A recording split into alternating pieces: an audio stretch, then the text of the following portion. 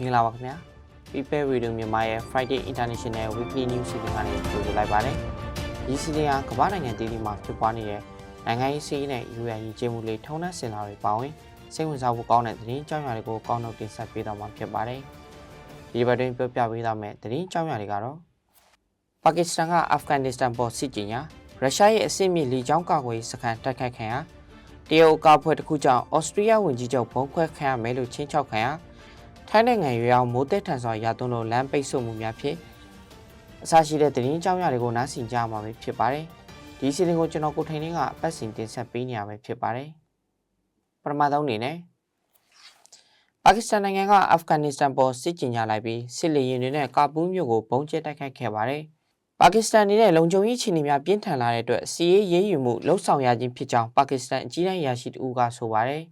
အာဖဂန်နစ္စတန်ကတော့ဒီလေကြောင်းတိုက်ခိုက်မှုကိုပြင်းထန်စွာရှုတ်ချထားပြီးအချုပ်ချာအာဏာကိုချိုးဖောက်ခြင်းဖြစ်ကြောင်းထုတ်ပြန်ထားပါတယ်အာဖဂန်နစ္စတန်အကြမ်းဖက်အဖွဲ့ကပါကစ္စတန်မြို့တော်မှာဘုံခွဲတိုက်ခိုက်ခဲ့တာကြောင့်အရတားထိခိုက်ဒေဆုံးမှုများနဲ့အစာအုပ်ပျက်စီးမှုများရှိခဲ့ကြောင်းဒေတာရင်းသတင်းတွေမှာဖော်ပြခဲ့ကြပါတယ်နိုင်ငံတကာတိုင်ဝမ်ကတော့အခြေအနေပုံမဆိုးရွားလာစေဖို့နိုင်ငံတင်းမာမှုလျှော့ချရေးနဲ့ဆွေးနွေးညှိနှိုင်းမှုများပြန်လည်စတင်ဖို့တိုက်တွန်းထားကြပါတယ်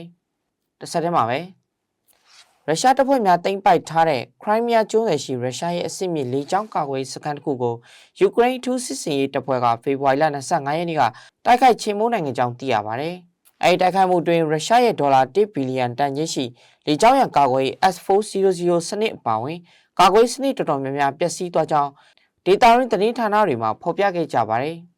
S400 စနစ်ဟာမိုင်250အကွာတွင်ရောက်ရှိလာတဲ့လေယာဉ်ခရုဒုံးကျည်နဲ့ပဲ့ထိန်းဒုံးကျည်တွေကိုပစ်ချနိုင်စွမ်းရှိပြီးရုရှားရဲ့အဆင့်မြင့်ဆုံးမြေပြင်မှဝေဟင်ပစ်လေကြောင်းကာကွယ်စနစ်လည်းဖြစ်ပါတယ်။ဒါပြင်12မိုင်တွင်ပစ်ခတ်နိုင်တဲ့ Fansa S1 စနစ်လည်းဖျက်ဆီးခံခဲ့ရကြောင်းယူကရိန်းထူးစစ်စင်ရေးတပ်ဖွဲ့ကအတည်ပြုပါတယ်။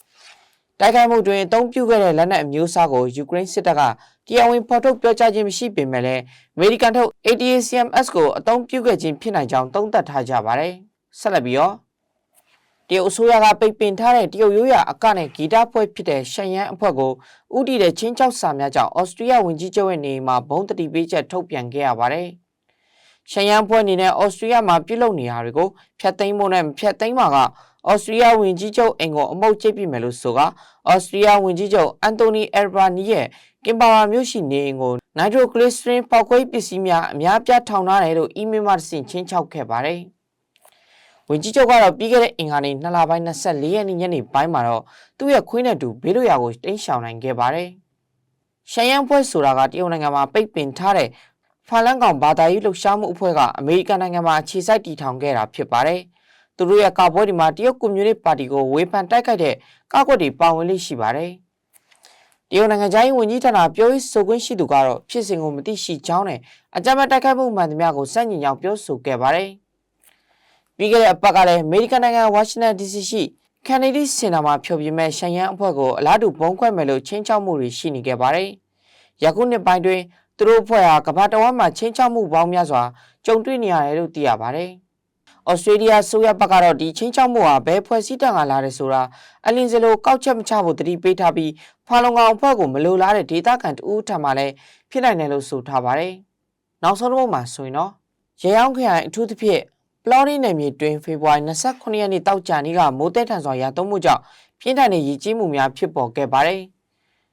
အဓိကလမ်းမကြီးများရေအောက်ရောက်ရှိနေပြီးတာဝန်ရှိသူများကရေနှုတ်များများရှင်းလင်းခြင်းနဲ့အရေးပေါ်ကူညီကယ်ဆယ်ရေးလုပ်ငန်းများကိုအရှိန်အဟုန်နဲ့ဆောင်ရွက်နေကြပါတယ်။မိုးသက်မုန်တိုင်းကြောင့်ခရိုင်တွင်းနေရာအနှံ့ပြားမှာရုတ်တရက်ရေကြီးမှုများဖြစ်ပွားခဲ့ရာပလော်ရီဒေသမှာအဆိုးရွားဆုံးအခြေအနေဖြစ်ပေါ်နေပါတယ်။နေရာများပြားမှာရေကြီးမှုကြောင့်ကားငယ်များဖြတ်တန်းရန်အလွန်အန္တရာယ်ရှိနေတာကြောင့်ရှောင်ကျဉ်ကြရန်သတိပေးထားပါတယ်။ပလော်ရီမြို့တော်စီမံသားယာရေးအဖွဲ့ဘေးအန္တရာယ်ဆိုင်ရာစီမံခန့်ခွဲရေးနဲ့အင်ဂျင်နီယာဌာနတို့ကအဖွဲ့များဆင်လုပ်ပြီးသတိပေးစိုက်မှုများစိုက်ထူတာတွေရင်ကျော်ထိမ့်သိမ့်ပေးခြင်းနဲ့ရေစုပ်ဆက်များအသုံးပြုပြီးရေနှုတ်ချင်းလုပ်ငန်းများကိုလှုပ်ဆောင်နေကြတယ်လို့သိရပါတယ်။နေများတွင်ရေဝင်ရောက်ခြင်းသို့မဟုတ်အရေးပေါ်အကူအညီများလိုအပ်ပါကပလော်ရီစီမံသားယာရေးအဖွဲ့ကိုဆက်သွယ်နိုင်ကြောင်းလည်းအသိပေးထားပါတယ်။ဒီဘက် People Radio မြန်မာရဲ့ Friday International Weekly News စီစဉ်ကိုဒီလောက်နဲ့ပဲရန်နာလိုက်ပါမယ်။လာမယ့်ပတ်တင်မှာလည်းစိတ်ဝင်စားဖွယ်ကောင်းတဲ့သတင်းကြောင်းရာတွေကိုကောင်းတော့တင်ဆက်ပေးတော့မှာဖြစ်ပါတယ်။ဒီစီစဉ်ကိုကြည့်ရှုပေးခဲ့ကြတဲ့ပရိသတ်အားလုံးကိုကျေးဇူးတူးတင်ရှိပါရခင်ဗျာ။ ကောင်းမွန်တဲ့နေ့တစ်ကိုအတူတူဖြတ်တန်းနိုင်ကြပါစေလို့